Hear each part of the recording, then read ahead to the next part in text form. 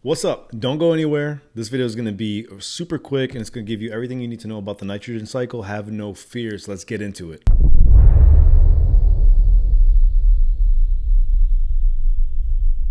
What's up, everybody? Welcome back to the channel. My name is Mike, and yes, it has been a hot minute and it seems like a trend because I think the last video and the video before that I might have said the same thing, and it's like, damn, Mike, when are you going to stay consistent? That's a really good question, and it's something that I hit myself in the back of the head for all the time because I know that I need to pick up the slack here.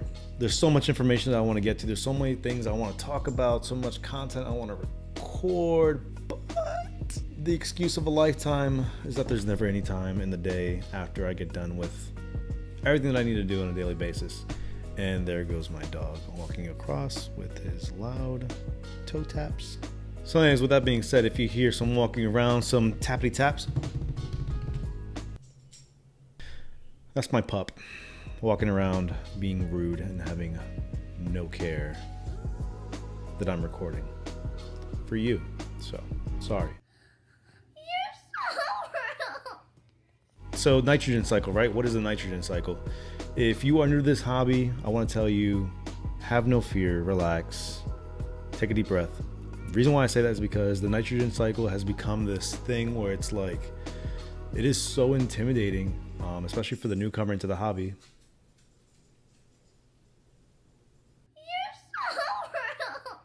No matter where you look, no matter who you talk to, majority of the time when it gets to the nitrogen cycle, when it comes to the nitrogen cycle, everyone's always asking the newcomer to the hobby, or even, veterans, like, hey, have you cycled your tank yet? What the hell does that mean, right? So cycling your tank doesn't have to be scary. What that basically means is that you've given your tank enough time to mature before adding fish. That way it can sustain life and your fish don't, they're not in danger of losing their lives. After all, fish aren't cheap.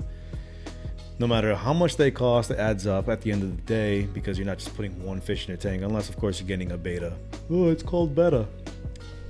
You know what I'm talking about. Fighting fish, how about that? What is the nitrogen cycle? So let's keep it basic, super basic. So you have ammonia, you have nitrites, and you have nitrates. All three things can be tested in your water and should be tested. If you haven't already checked it out, you need to get yourself a freshwater test kit. Now they make one for saltwater as well, but your guy here does not do saltwater. Maybe sometime in the future, but as of right now I'm sticking it to fresh. So get yourself a freshwater test kit made by API. You can find it at almost any pet store that sells fish or fish products, and you will do yourself a service by buying this kit. It is a awesome investment. It'll last you quite a while, and you can get all the testing that you need to do done with this one kit. So ammonia is something that you want in your tank in the beginning, and the reason why I say in the beginning is because once we're down the road and the nitrogen cycle is established, nitrogen is not something that we want, and I'm going to tell you why here in a second. But we want to build ammonia in the tank. Reason why is because it's going to kick off the cycle. So typically what people do is they'll start off with a sponge filter, and then even whatever filter you're using, I typically prefer a canister filter. You can use a hang on the back filter as well, as long as you have some sort of spongy media in there though, so that way bacteria has a place to grow. Because people got to understand what we're used to as humans growing up as kids, bacteria bad, wash your hands all the time, blah blah blah, COVID. This is a different kind of bacteria. We're talking about beneficial bacteria, also known as BB. You're going to see that maybe in forums or whatnot. So when you see BB or beneficial bacteria, this is the good stuff that you want in your tank. This is what's going to promote life in your tank, and it's going to keep your fish healthy. It's going to keep the cycle going as far as the nitrogen cycle goes. So how do you get ammonia in your tank, right? So you have your media in place in order to build this bacteria. There's a couple methods you can use, and I'm only going to give you two. There's a bunch more, but let's stick to the basics, right? So what you can do is you can feed your imaginary fish. What? Bro, what are you talking about, man? That sounds stupid, but it works. So you could take flake food and periodically throughout the day, sprinkle a little food in there. Let the food rest, let it decompose. I know it's not going to look pretty. It's going to be annoying. You want to keep your fish tank looking, beautiful at all times. It will get there. This is just what it takes in the beginning. Put a little food at a time. The food eventually will get sucked up by your filter. It'll get attached to your sponge. It will decompose, and this in turn will form ammonia. This is what we want. Now, is this a quick process? Sadly, it's not. How long can it take? It can take weeks, it can take up to a month, and we all are not that patient. Now, there's another way that you can do this, which, disclaimer, chill out, hold on. I know it's not the popular opinion, and I'm not saying that you should do this, but I like to be transparent. The newbie in this hobby, or even the veteran, knows about it, but the newbie in this hobby will find out eventually, and let's just get it out there in the open. But some people believe in using sacrificial fish to get this thing started, and what that means is, when I say sacrificial fish, meaning that these fish are not intended to die in the tank, but it's, it won't be a shocker, and it's nothing that you're, not you, but sacrifice.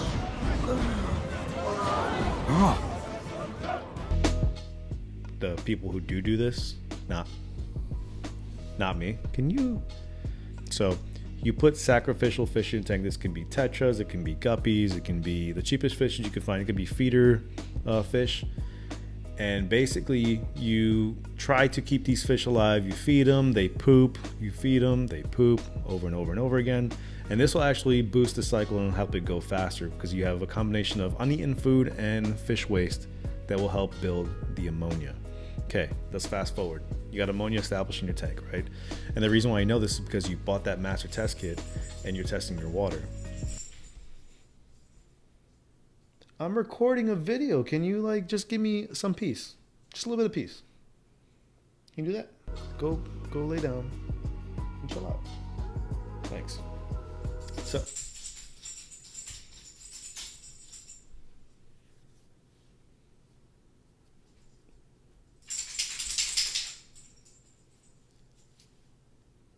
bro, are you good? So anyways, we got the ammonia established, right? And the way you know this is because you're testing your water. When you're testing your water, you want to make sure that you have ammonia present. How much? Doesn't really matter at this point. You want to make sure you have ammonia present, and then you're going to test for nitrites. Nitrites are a product of ammonia breaking down in your tank and going into its next cycle in the process. So again, you're going to go from ammonia to nitrites now. Nitrites is not as bad as ammonia, but still bad nonetheless, and can kill your fish if you let it get out of control.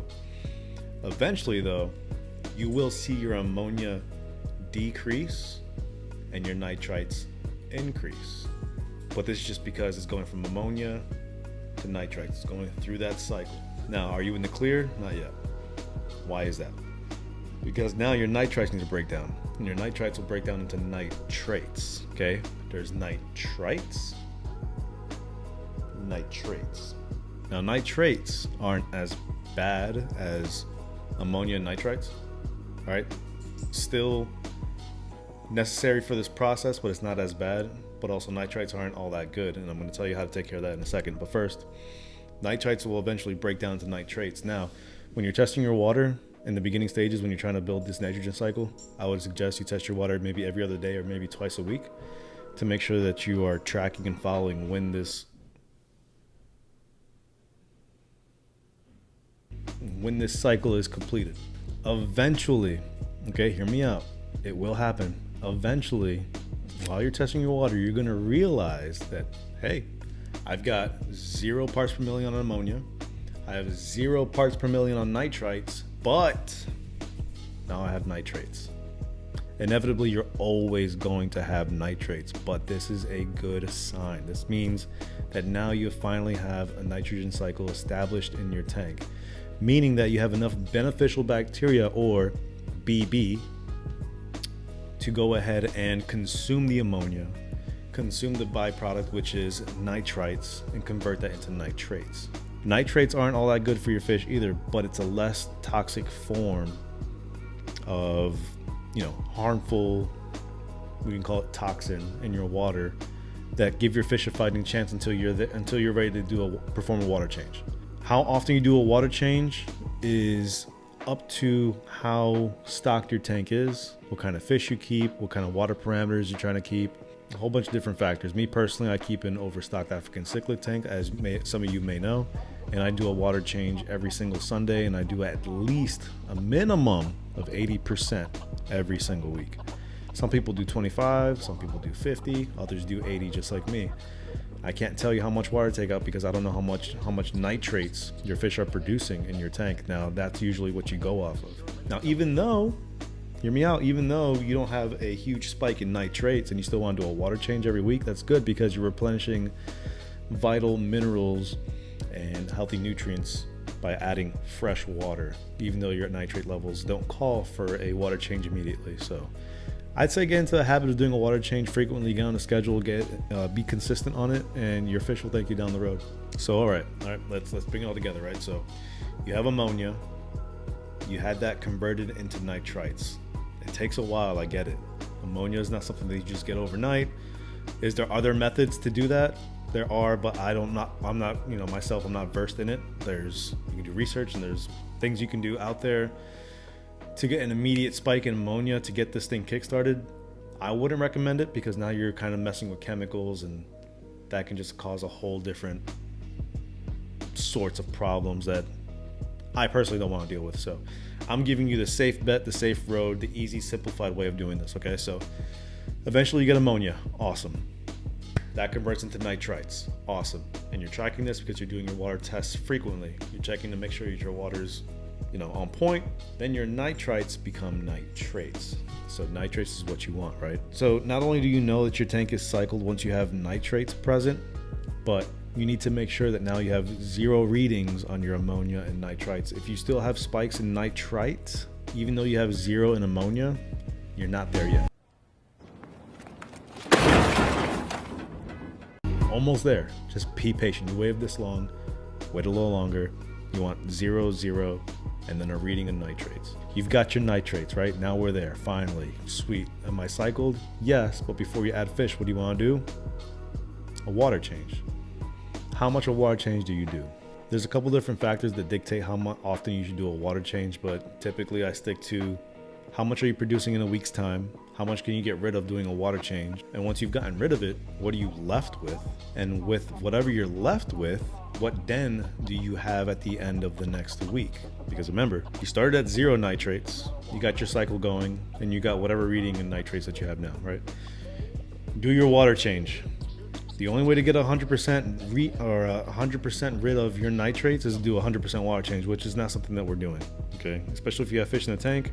Unless you want to remove your fish every single time you do a water change to a different container and then refill your tank 100% every single week, we're not doing that. We're going to keep the fish in the tank. We're going to do a water change with the fish in the tank and give them fresh water, all with the fish still in the tank, okay? Hear me out. Let's say you have 80 parts per million on nitrates. You want to do a 50% water change? Well, guess what? That 50% water change is only going to get rid of 50% of the nitrates that you had in there. So if you start at 80%, you do a 50% water change, you're going to be left with 40 parts per million. Does that make sense? So let's say in a week's time, again, just using numbers, that way I can get my point across. Let's say in a week's time, you usually get 80 parts per million in nitrates. Cool. You do a 50% water change. The first day that you've done your water change, you're down to 40. You're starting at 40 parts per million for the week. Okay, hear me out. If you let a week pass, okay, that last week got you up to 80. Now you're starting with 40. You started at 0, but now you're starting at 40. A week passes, you increase again by another 80 parts per million. Starting from 40, where are you at? You're at 120 parts per million now. Okay, you're not going to go back up to 80. You gained 80 from starting at 40 this time. So now you're at 120 parts per million. This is bad, and this is why I recommend doing a big water change. I know it's scary, it's intimidating, but as long as you got the right products, you'll be all right. What products do you need? I got other videos that you can check out. It'll cover all that stuff, but I recommend doing a 80% water change. So the whole reason why I'm telling you this is because eventually, keeping good practice, doing your water changes every week, making sure that your nitrate levels come back down after they rise. Eventually, you might want to do maybe 2 water changes in 1 week, so that way you can get as low as possible in your parts per million, so that way you're starting your next week as low as possible. Because if you just keep doing 50 or 80% water change, consistently, those nitrates will slowly creep up and it'll be higher and higher and higher every single week. You do a water change and you're just going to be scratching your head, not figuring out or not knowing why your nitrates keep building up if you're staying on top of your water changes. Eventually that'll catch up to you. Maybe you do a water change on Sunday, cool. Do another one on Wednesday, another 80%, okay? And then catch back up, do it again on Sunday, and then start your weeks up like your regular routine. Once you find that your nitrates are creeping up again, it's just a cycle that you repeat. So all in all, that's it. That is it. That is the nitrogen cycle, and that's all you need to know about it when it comes to the basics. This is simplified as possible. I didn't get into any details. There's no scientific terms I need to throw at you. For someone who's just starting out in this hobby, this is what you need to know, and this is what people are referring to when they ask you, have you cycled your tank yet? Now you know, and now you can be educated and tell the whoever's trying to, flex on you that, well, yeah, I'm cycled. Are you?